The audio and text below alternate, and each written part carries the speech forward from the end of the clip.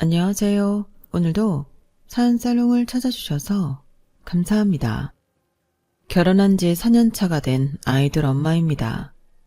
남편과는 2년간의 연애 끝에 결혼하게 되었고 싸우며 맞춰가는 과정도 있었지만 나름대로 둘만의 방식으로 잘 극복해가며 평온하고 행복한 결혼 생활을 하고 있어요.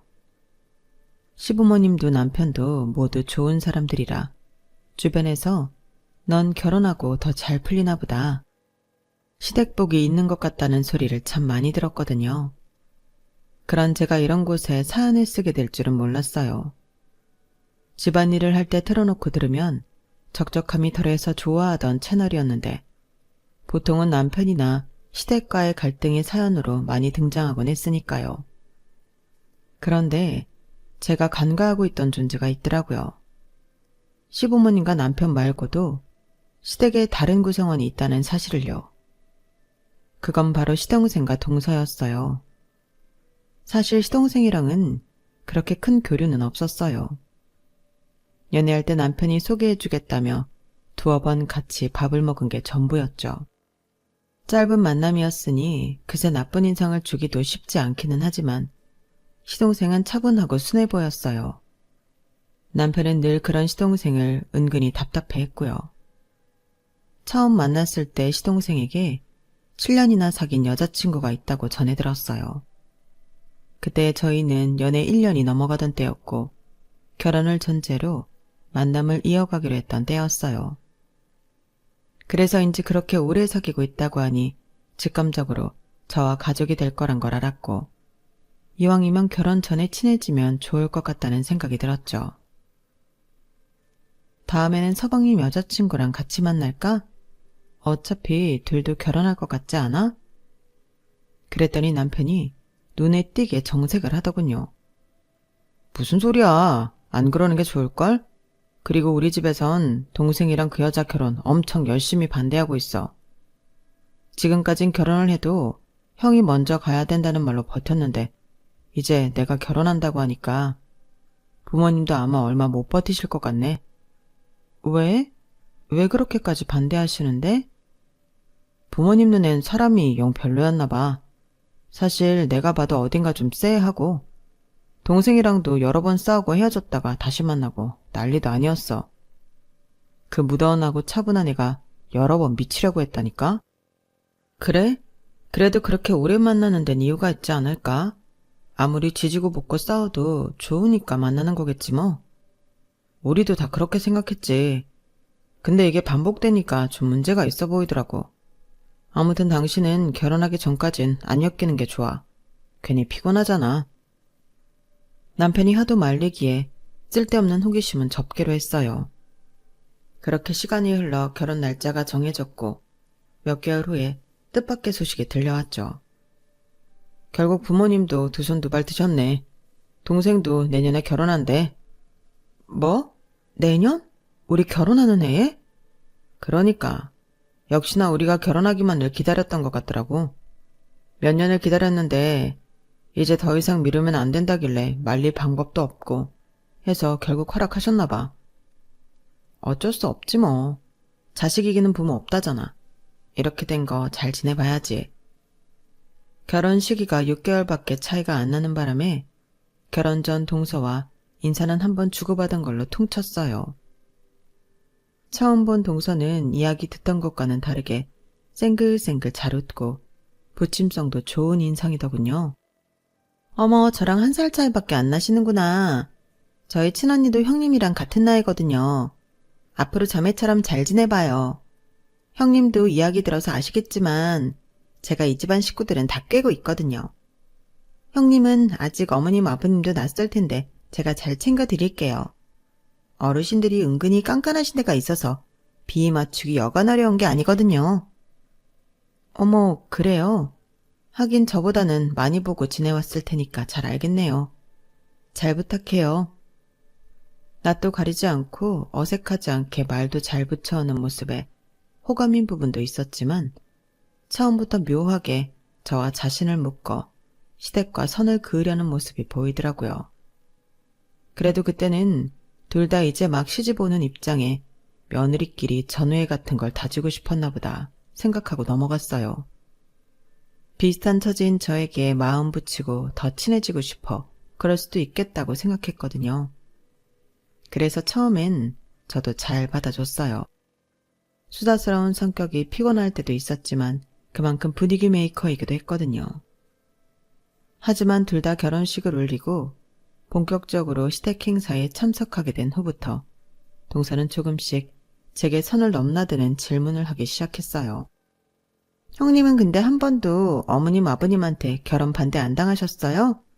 어른들이 막 좋아하실 스타일은 아닌 것 같은데? 어른들이 좋아할 스타일이 뭔데? 내가 그렇게까지 발랑 까진 스타일은 아니지 않나? 아니, 막 청순하고 참해 보이는 스타일은 아니시잖아요. 같은 여자들끼리는 딱 보면 아는 기가 좀 센 느낌? 형님은 요즘 기 세다는 말이 나쁜 뜻 아닌 거 아시죠? 은근히 기분 나쁜 말로 괜히 사람 심기를 건드리기도 했고. 형님, 근데 뭐 하나만 여쭤봐도 돼요? 이건 정말 궁금해서 그래요. 뭔데? 혹시 형님네 결혼하실 때는 어머님 아버님이 얼마나 보태주셨어요? 어? 동서, 아무리 그래도 뭐 그런 걸 물어봐. 궁금해도 물어볼 게 있고 안 물어볼 게 있지. 우리끼리인데 뭐 어때서요? 어머님 아버님 성격에 그렇게 형제 차별해서 지원해 주시지 않았을 것 같은데 그렇게 예민하게 반응하실 필요 없어요. 나쁜 뜻으로 물어본 거 아니에요. 뜻이야 어쨌든 내가 고지고대로 대답할 이유는 없을 것 같아. 예민한 부분이라 예민하게 반응한 거고 대답 들어서 서로 좋을 거 없잖아. 솔직히 그렇게 이야기하고 다닐 만큼 지원을 받지도 못했어. 어머님 아버님도 자수성가하신 분들이라 우리도 자립하기를 원하셔서 남편이랑도 다 상의 마치고 결혼했고 나도 그게 당연하다고 생각해서 시댁에 딱히 뭘 바라진 않았어. 네? 정말요? 어머님 아버님이 형님 좋아라 하시는 이유가 있구나. 결혼하면 자립하는 게 당연하긴 하지만 언젠가부터 그게 당연하지 않은 세상이 되었잖아요. 더군다나 저희 시댁 같은 경우는 잘 사는 편이기도 하고 자립도 말이 쉽지 현실이 그렇지가 않잖아요. 아무튼 동서네가 얼마나 지원받았는진 몰라도 이런 질문은 삼가해줘. 나도 별로 동서네가 얼마나 지원받았는지 알고 싶지도 않고 궁금하지도 않아. 저희도 얼마 지원 못 받았어요. 형님도 아시잖아요. 어머님 아버님이 저 결혼 반대하신 거. 혹시나 저 밉다고 남편이 받아야 할 돈도 못 받고 결혼한 거 아닌가 좀 신경이 쓰이더라고요. 그래서 여쭤봤어요. 있는 사람들이 더한다는 말이 그냥 있는 말인 줄 알았는데 아니네요. 남편 어릴 때 얘기 들어보면 넉넉하게 자랐길래 좀 보태주실 줄 알았는데 형님이랑 아주버님한테까지 그렇게 아끼셨을 줄이야. 좀 그렇긴 하네요.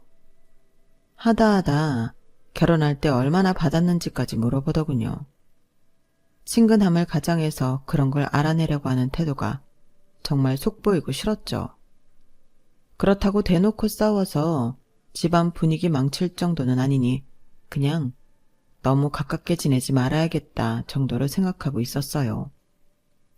서로 거리를 좁히지 않으려고 조심했음에도 동서는 종종 눈살을 찌푸릴 만한 언행을 보이더군요. 한 번은 시댁에 꽤 큰일이 터졌어요. 은퇴 후 모 아파트 경비원으로 일하고 계시던 아버님께서 주민들의 싸움에 휘말려 다리를 크게 다치게 되신 일이 있었어요. 술에 취한 주민들의 싸움을 말리려다 잘못 세게 밀쳐지며 발을 헛디디셨고 큰 통증을 호소하셨어요.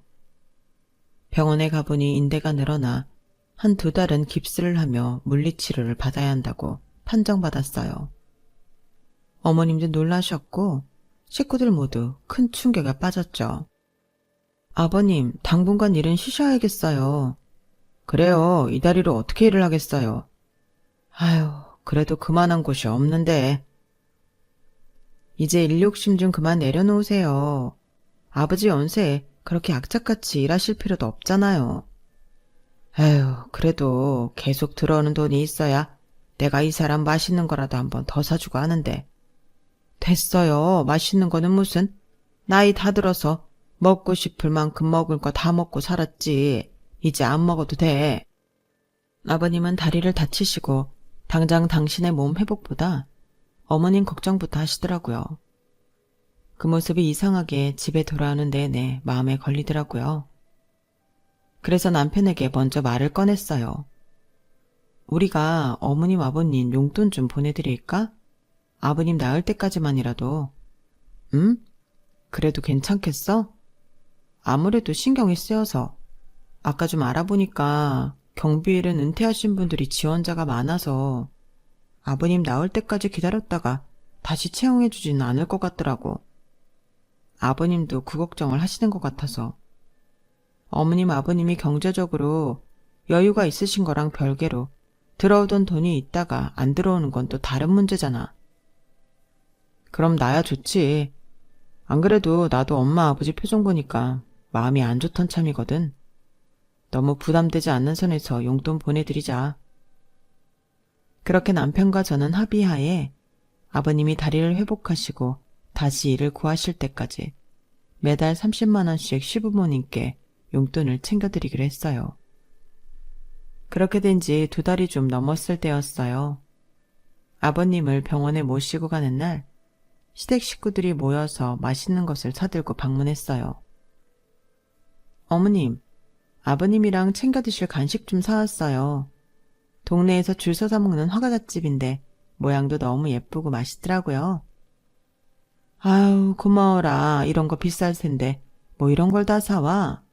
매달 용돈 보내주는 것만 해도 고마워 죽겠는데. 그 돈은 아버님이랑 따로 맛있는 거 사드시면 되죠. 맛있게 드셔주시면 그걸로 충분해요. 이런 이야기를 나누는데 옆 얼굴에 엄청나게 따가운 시선이 느껴지더군요. 무심코 돌아보니 동서가 눈을 엄청나게 크게 뜨고 절 쳐다보고 있었어요. 입 밖으로 꺼내진 않았지만 용돈이라는 말에 놀란 모양이었어요. 어머님과 이야기가 끝나자마자 동서가 잠시 할 말이 있다며 저를 끌고 가더군요. 처음에는 왜 상의도 없이 우리끼리만 용돈을 보냈냐고 물어보려는 줄 알았어요. 형님, 아니 용돈이라니 그게 무슨 얘기예요? 저희야 당연히 작은 집에 부담을 주기 싫어서 그랬던 거라 우리끼리 조용히 적은 금액으로 보내드리려고 했다고 대답은 다 준비해둔 상태였죠. 그런데 동서는 예상과는 전혀 다른 소리를 했어요. 형님이 아주버님이랑 그렇게 용돈을 보내드리면 저희 집은 뭐가 돼요? 애 키우기도 빠듯한데 무슨 어머님한테 용돈까지 보내요. 미리 얘기 못한 건 미안해. 그런데 얘기하면 동선에도 괜히 보내야 할 것 같은 기분이 들까봐 안 했어. 부담 주기 싫어서. 네, 그건 알겠어요. 그런데 이런 거는요. 좀 해드리고 싶어도 서로를 생각해서 안 하는 게 맞는 거죠. 저희 부담될까봐 걱정해 주신 건 고마운데요. 저는 그냥 형님이 답답하고 걱정돼서 그래요. 난 동서 말이 이해가 안 되는데 뭐가 답답하고 뭐가 걱정된다는 거야? 저희 부부 입장이 곤란해진다는 거죠. 그리고 형님도 애 키우느라 드는 돈도 많을 텐데 뭐하러 그러세요? 착해도 너무 과하게 착하신 거 아니에요? 아버지 깁스해봤자 몇 개월 뒤면 푸실 거고 아버님 성격에 일 바로 다시 구해서 시작하실걸요? 우리 처지를 생각해 보세요.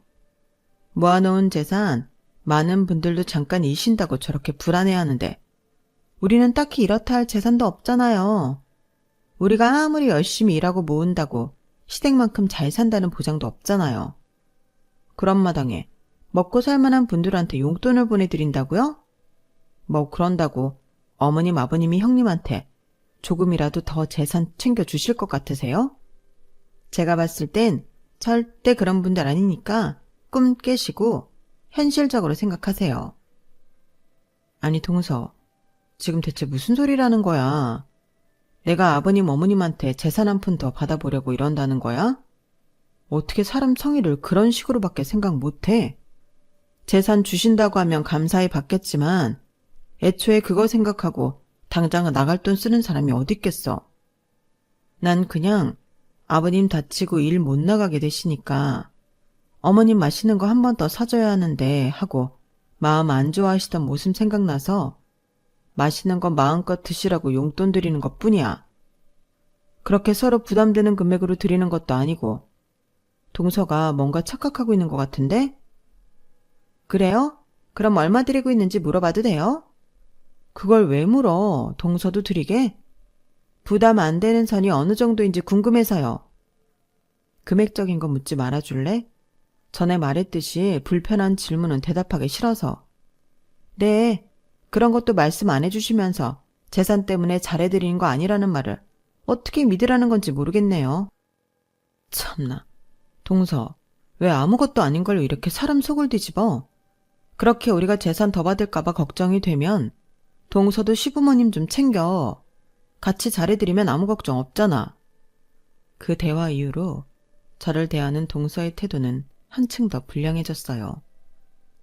사람이 호의를 베푼 걸 어떻게든 시댁의 재산과 연결지어서 난리치는 꼴이 정말 기가 막히고 어이가 없더군요. 그렇게 한바탕 싸우듯 이야기하고 자리로 돌아와서는 180도 태도를 바꿔서는 어머님 팔짱을 끼고 아양을 떨더군요. 어머님, 다음부터는 저희도 용돈 보태서 드리려고요. 형님네만 계속 용돈 드리면 너무 부담될까 봐서요. 아유, 그럴 것 없다. 너희가 이렇게 우리를 잘 챙겨주니 그 마음이 참 고맙고 예쁘구나. 동서가 보란듯이 아양을 떨길래 대체 시부모님에게 얼마나 보내려나 좀 궁금해지긴 하더라고요. 그날 이후로 동서는 시댁 모임이 있을 때마다 꼭 그 용돈 언급을 하곤 했어요. 어머님, 지난달에 보내드린 용돈은 잘 쓰셨어요? 뭐 하셨어요? 맛있는 거 사드셨어요? 그럼 잘 쓰고 있다. 그런데 너희가 보내주는 돈을 막 쓰기가 어려워서 쓰고 남는 거 모아두고 있어. 어머, 뭘 또 모으고 그러세요. 막 쓰셔도 되는데. 하긴 두 집에서 보내는 거니까 금액이 좀 되기는 하죠? 순간 그때 어머님 표정이 미묘하게 변하는 걸 읽었어요. 왜 그러시지 싶긴 했지만 너무 짧은 순간이라 제 착각이었나 싶더군요. 그 후로는 금방 대화 주제가 바뀌어 그 일을 한참 동안 잊고 있었어요. 그런데 몇 주 뒤 어머님과 대화를 하다가 우연히 어이없는 사실을 알게 됐어요. 얘야, 이런 걸 묻기가 좀 뭐하다마는 내가 궁금한 게 있어서. 네, 어머님, 말씀하세요. 너희랑 둘째네랑 같이 용돈을 보내주고 있다고 들어서 혹시 전에 혼자서 용돈 보내줄 때는 부담이 많이 됐었니? 생각할수록 조금 미안해서. 네? 아니에요, 어머님. 그렇게 부담될 금액 같으면 드릴 생각도 못했죠. 남편도 저도 일하고 있는데 30 정도면 부담될 금액은 아니죠. 더 못 드려서 오히려 죄송한 마당이에요. 그럼 지금은 그 돈을 둘째네랑 나누고 있다는 거지? 네? 아니요. 동선에는 따로 보내드리고 있는 거 아니었어요? 저희는 전에 보내던 대로 보내드리고 있는 거고요. 그래? 지난번에 둘째 며느리가 돈을 많이 보내니 남지 않냐고 묻길래 조금 의아해서. 둘째는 너한테 돈을 보내서 두 집이 합쳐서 내기로 했다고 하던데? 사실 30만 원이 그렇게 금액이 크다고 표현하기엔 조금 애매하지 않니? 그래서 좀 이상한 생각이 들어서. 좀 불편하긴 해도 이런 건 내가 확실하게 알아두는 게 좋을 것 같아서 물어보게 됐구나. 어머님이 이야기를 듣고 경악을 금치 못했어요. 알고 보니 동서는 전혀 용돈을 드리지 않고 있으면서 저희 집에서 용돈을 많이 드린다고 제멋대로 추측한 모양인지 어머님 아버님께는 그 돈을 본인도 같이 포함해서 내고 있는 거라고 이야기한 것 같더라고요. 시댁에서도 큰 금액이니 남느니 뭐니 까불어대길래 동선에도 저희랑 비슷한 액수로 용돈을 보내드리고 있나 보다. 그 정도로만 생각하고 있었는데 어머니께서 혹시나 동서가 제게 보내고 있다던 돈이 어디로 가고 있는 건가 이상하다 싶어서 물어보셨던 거예요. 하마터면 집안 전체에 큰 오해가 번질 뻔했던 거죠. 정말 어이가 없고 기가 막혀서 동서에게 따지려고 했지만 남편이 뜯어 말리더군요. 당신이 참아. 어차피 재수씨 저런 사람인 거 말로만 안 하지. 우리 식구들 다 알아. 저렇게 염치 없고 뻔뻔한 태도 때문에 우리 가족이 못마땅해 했던 거고. 그래도 어떻게 은근슬쩍 저런 거짓말을 쳐. 진짜 이건 완전 선 넘었지. 어머님이 안 물어봤으면 어쩔 뻔했어. 얼마나 떵떵거리고 살았겠냐고. 어차피 저런 거짓말은 금방 들통나게 되어 있어. 엄마도 진실을 아셨으니 다음부턴 한 번 더 의심해 보시겠지. 남편이 위로해줬지만 별로 위로가 되진 않더라고요. 동서의 만행은 그뿐만이 아니었어요. 아버님의 산재처리나 보험금 서류 정리를 해야 하는데 어머님께서 바쁜 아들들 대신 시간적 여유가 있는 며느리들이 처리해줬으면 하시더라고요. 아마 어머님께서는 육아만 하고 있는 동서가 처리해주길 내심 바라고 하신 말씀 같았어요. 저는 아이를 키우면서 프리랜서로 일을 받아서 하고 있던 터라 상대적으로 여유가 없는 편이었거든요. 다행히 동서도 바로 알아들었는지 웬일로 자기가 하겠다고 나서더군요. 어머님, 형님은 바쁘시니까 제가 해드릴게요. 아유, 그래주면 너무 고맙지? 어머님도 동서가 선뜻 하겠다고 할 줄은 예상 못하셨는지 눈에 띄게 기뻐하셨죠. 그렇게 그 문제는 동서와 서방님이 알아서 하겠거니 싶어 저는 완전히 잊어버리고 있었어요. 서너 달쯤 지났을 때 어머님에게 전화가 한 통 왔어요. 신청 서류 일부가 누락됐는데 계속 서류를 못 받아서 처리가 안 되고 있습니다. 네? 우리 며느리가 다 냈을 텐데요. 어머님은 깜짝 놀라셨고 그대로 동서에게 전화를 걸었다가 제게 전화를 하셨어요. 첫째야, 네가 서류 처리해주기로 했다면서 처리가 아직도 안 되고 있다고 연락을 받았는데 어떻게 된 거냐? 네? 어머님, 그건 동서가 해주기로 했던 건데 저는 완전히 손 떼고 있었어요. 그치? 나도 그래서 둘째한테 먼저 전화를 했었는데 그땐 그렇게 이야기하고 둘이서 따로 이야기했다면서 네가 맡기로. 이건 또 무슨 소린지 뚜껑이 확 열리더군요. 어머님이야 동서 말을 곧이곧대로 듣고 전화하신 거니 더 드릴 말씀도 없었어요. 어머님, 동서가 뭔가 또 착각했나 보네요. 그때 이후로 둘 사이에서 전화 한 통 오간 적 없어요. 제가 전화해서 잘 이야기해 볼게요. 그대로 동서에게 전화를 하는데 몇 통을 해도 안 받더군요. 결국은 퇴근한 남편에게 부탁해서 서방님한테 전화를 건 후 전화를 바꿔달라고 한 후에야 동서와 겨우 통화를 할 수 있었어요. 동서, 이게 또 무슨 소리야? 서류 처리를 내가 하기로 했다고 말씀드렸다면서 무슨 그런 거짓말을 쳐. 아니, 형님 정말 죄송한데 저도 까먹었어요.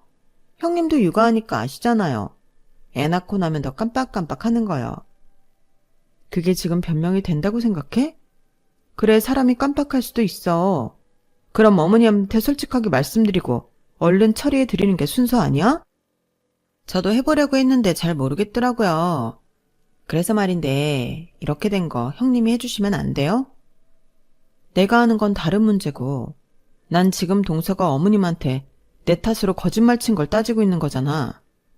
내 말이 이해가 안 돼? 그래요. 형님 핑계 좀 됐어요. 근데요.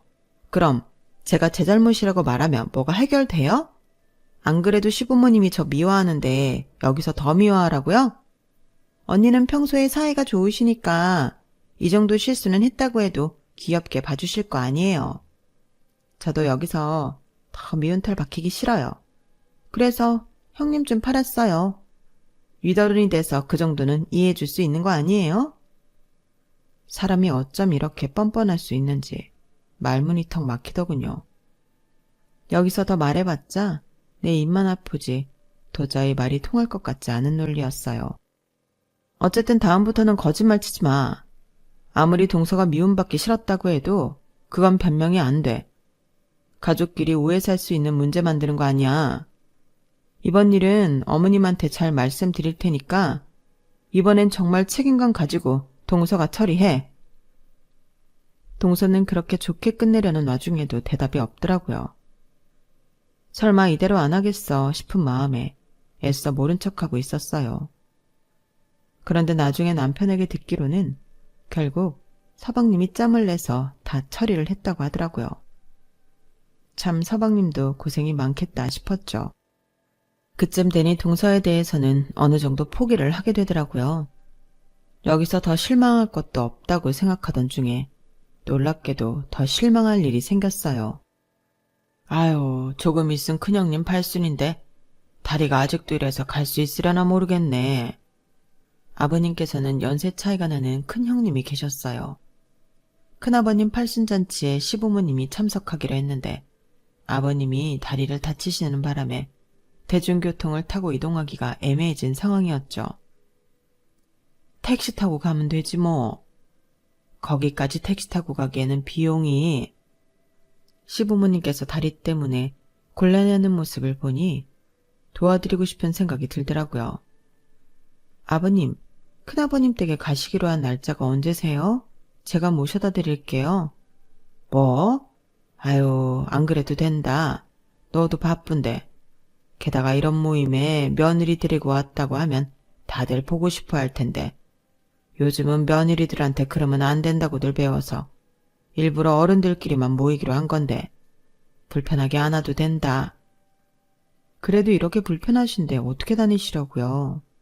저희 집에서는 그렇게 먼 거리도 아니니까 모셔다 드릴게요. 그런 대화를 나누는데 동서가 내내 좌불안석이더군요. 왜 저러나 싶어 쳐다봤다가 눈이 마주쳤는데 갑자기 동서가 나서더군요. 그럼 제가 할게요. 형님 바쁘신데 지난번에 제가 착각한 것도 있고 죄송해서 제가 모셔다 드릴게요. 괜찮아 동서, 내가 하면 돼. 신경 쓰지 마.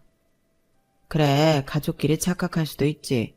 그 일은 마음에 담아두지 마라. 그렇게 이야기하고 끝나는 줄 알았지만 동서가 저를 구석으로 끌고 가더군요.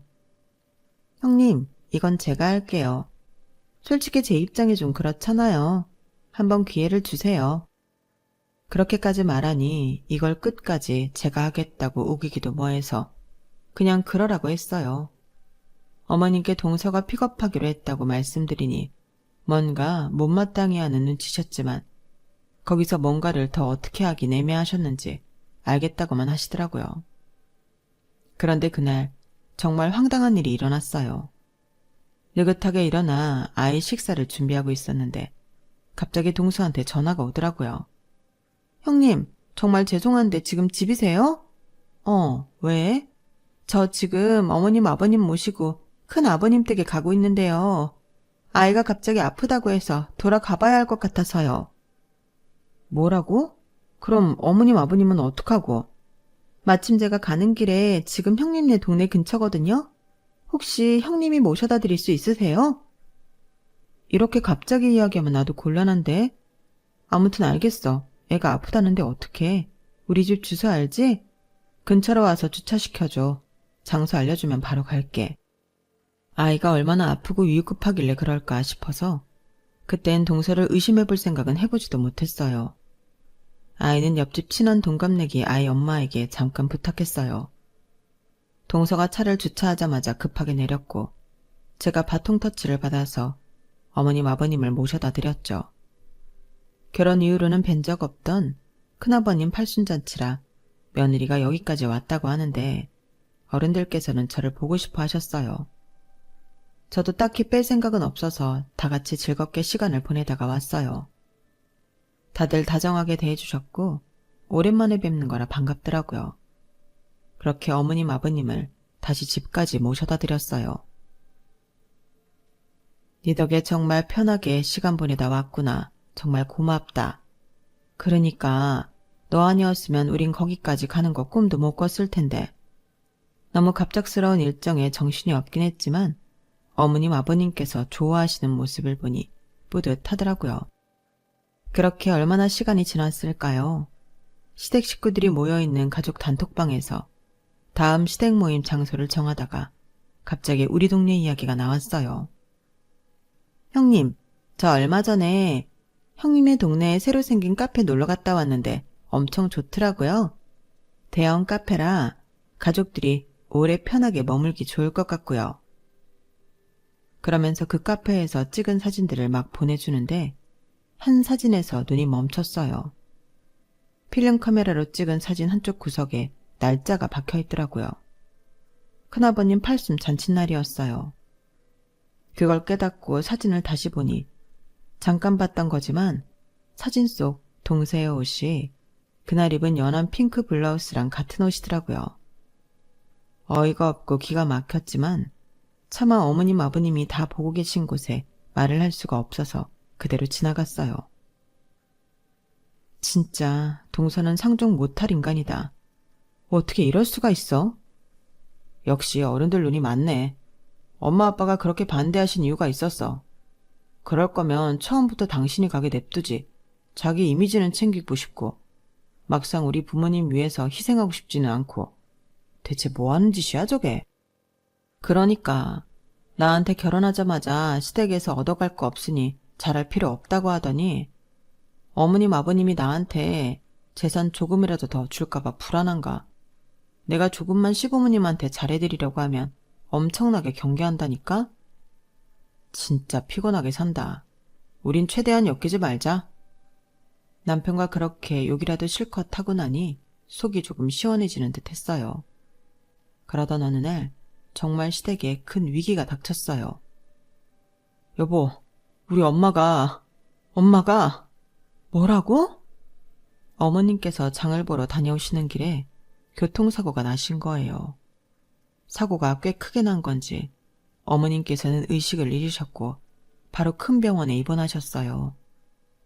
사고 충격으로 뇌출혈이 있었고 수술로 급성출혈은 막았지만 의식 장애가 생긴 상태라고 하더군요. 가족들 모두 큰 충격에 빠졌고 두 집에서 돌아가면서 간병을 하기로 했어요. 남편들과는 이야기를 다 끝낸 상태인데 동서가 또 슬쩍 와서 그러더군요. 형님, 저희 또 너무 그렇게 열심히 하지 말아요. 저희 살기도 빠듯한데 너무 힘들잖아요. 언제 깨어나실지도 모르고. 어차피 아버님이 여기 지키실 거잖아요. 아버님도 다리 회복한 지 얼마 안 되셨는데 불편하게 어떻게 계속 여기서 계셔. 집에 계시라고 하고 우리가 자주 들여다봐야지. 동서, 아무리 그래도 이런 중요한 문제에서까지 그러면 어떡해? 같이 하기로 한 거 책임을 가지고 해야지. 아, TV 보면 식물인간 되고 혼수 상태인 가족 포기 못해서 온 가족이 골로 가던데. 혹시나 우리도 재수 없으면 그렇게 될까봐 그래요. 혹시나 그런 상황 오면 살 사람은 살아야죠.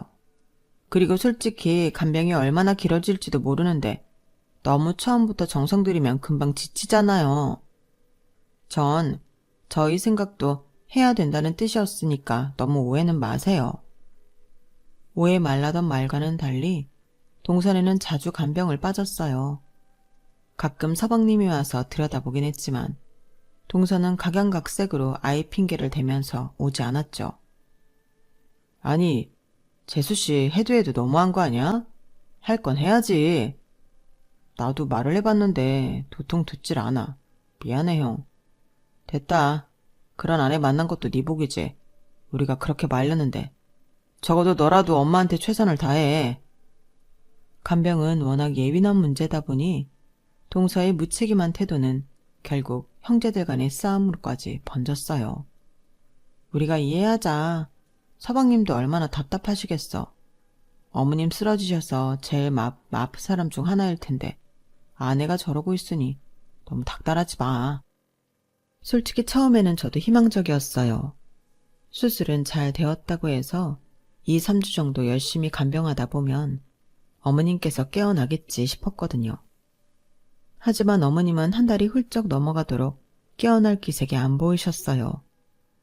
아버님은 저희에게 티는 내지 않으려고 하셨지만 눈물을 훔치는 모습을 자주 보이기 시작하셨고 가족 전체가 우울한 분위기에 빠졌죠.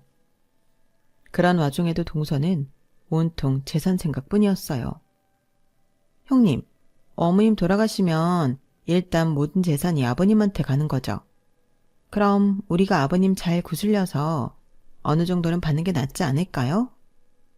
동서는 무슨 어머님 깨어나실 수도 있는데 그런 소리래. 아니, 현실적으로 생각하는 거죠. 언제까지 희망만 갖고 살 수는 없잖아요. 최악의 상황도 대비해야죠. 간병도 그렇게 다 빠지고 게을리하면서 벌써부터 어머님 재산 어떻게 받아낼까만 궁리하는 거야? 그것도 어머님 앞에서. 아무리 의식이 없다고 해도 그렇지. 나중에라도 알게 되시면 정말 기가 차시겠다. 더 이상은 못 들어주겠어서 일침을 가하니 아차 싶었는지 그제서야 입을 꾹 다물더군요. 그건 어머님이 깨어나셨을 때나 얘기고요. 가만 보면 형님은 참 답답하세요. 사회생활도 해본 분이 왜 이렇게 순수하신지. 벌써 한 달이 넘었는데 안 깨어나시는 거 보면 몰라요? 갑자기 어머님이 기적처럼 깨어나실 것 같아요. 드라마를 너무 많이 보셨다니까. 그럼 형님은 그렇게 가만히 계시다가 아무것도 받지 마세요. 아버님은 저 혼자 구슬려 볼 테니까. 나중에 재산 저희한테 다 뺏기고 억울해하지나 마세요. 기회가 있을 때 잡으셔야죠. 시부모님한테 잘해드릴 필요 없다고 제가 몇 번을 말해요. 그래서 그랬어? 어머님 아버님 나한테 던져두고 우리 동네에서 한가하게 커피나 마신 거 내가 모를 줄 알았니? 바보처럼 자기 무덤 파는 게 누군데. 머리가 나쁘면 가만히나 있어. 그날 얘기를 하니 깜짝 놀랐는지 살짝 당황하는 얼굴이 볼만하더군요.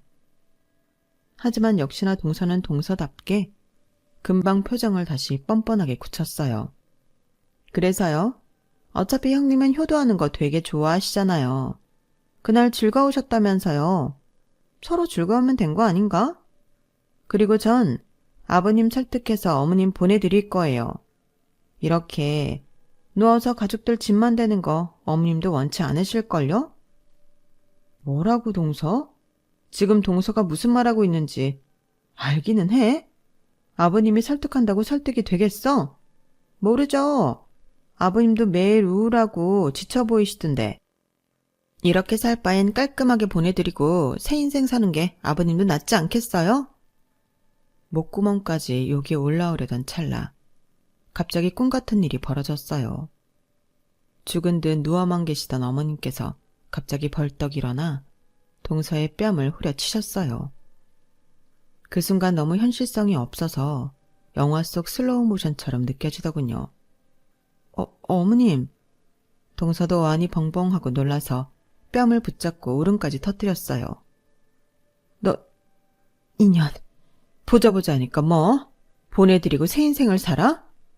어머님, 어떻게 되신 거예요? 의식이 돌아오신 거예요? 너무 당황해서 어버버거리는 거 말곤 저도 할 수 있는 게 없었어요. 어머님은 잔뜩 화난 얼굴로 동서를 노려보다가 제 손을 꼭 잡아주시더군요. 의식 되찾은 지는 조금 됐다. 그런데 내가 꼭 확인해보고 싶은 게 있어서. 아, 어지러워라. 어머님께서는 갑자기 무리하셨는지 살짝 어지러워하셨어요. 재빨리 어머님을 부축해드렸지만 오랜 기간 누워만 계셨던 탓에 많이 힘겨워하시더라고요. 내가 다 했던 거 안다. 의식은 잃었어도 다 듣고 다 느꼈다.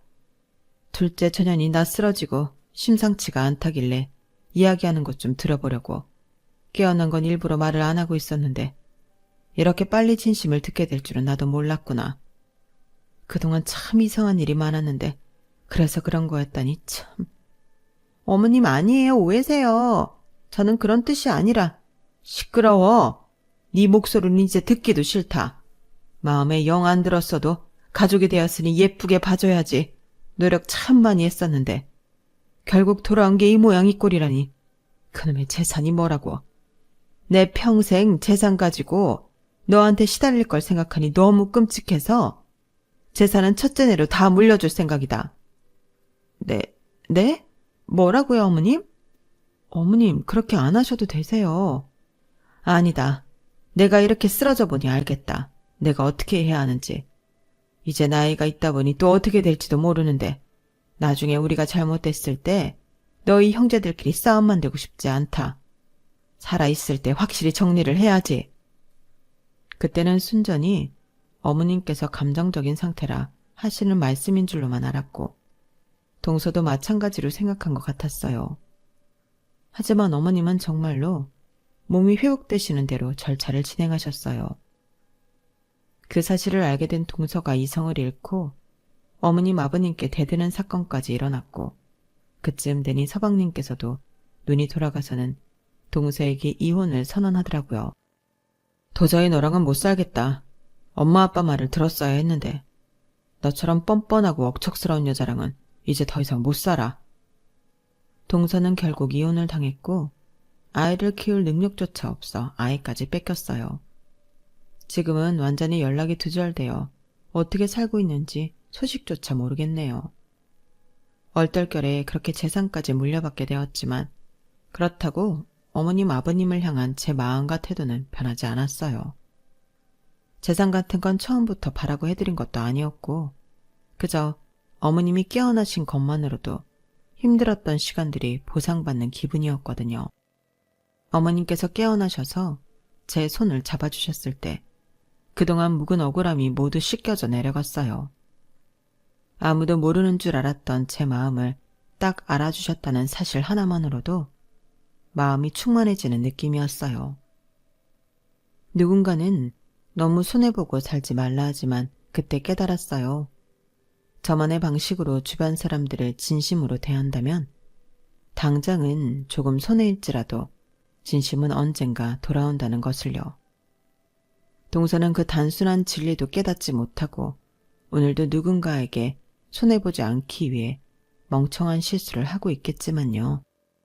부모님 모시고 잘 살아보겠습니다. 제 이야기 들어주셔서 감사합니다. 여러분들도 가족과 행복하시고 꽃길 걸으세요. 여러분, 사연 댓글에 응원과 현명한 조언 부탁드려요. 좋아요와 구독은 저에게 큰 힘이 됩니다. 오늘도 좋은 일 가득하세요.